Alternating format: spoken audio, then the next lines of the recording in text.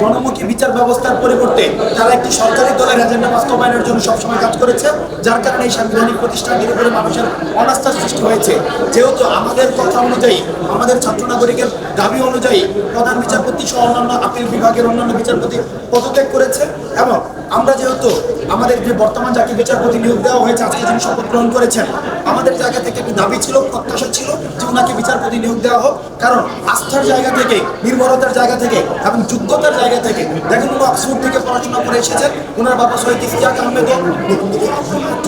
আমাদের যে মহান মুক্তিযুদ্ধ স্বাধীনতার যে অ্যাসপাইরেশনাল বা আমাদের যে অনুভূতিকে ধারণ করার উনি সারা জীবন ধারণ করেছেন। সেই জায়গা থেকে আমরা মনে করেছি যে বর্তমান এই প্রজন্মকে যারা বিশ্বাস করতে পারবে, এই প্রজন্মকে যারা রিড করতে পারবে, এই প্রজন্মের চাওয়াকে এবং বিচার ব্যবস্থাকে যারা জনমুখী করতে পারবে, তাদের মধ্যে বর্তমান যিনি আজকে শপথ নিয়েছেন তিনি তার মধ্যে অন্যতম। আমাদের কথা অনুযায়ী, আমাদের দাবি অনুযায়ী যেহেতু তাকে আজকে শপথ পাঠ করানো হয়েছে, প্রধান বিচারপতি হিসেবে নিয়োগ দেওয়া হয়েছে, ছাত্র নাগরিকের পক্ষ থেকে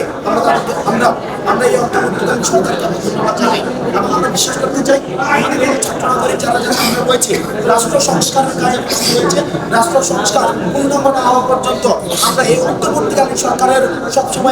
সবসময় তাদের কাছে আমরা একটা প্রসার হিসেবে আমরা কাজ করব।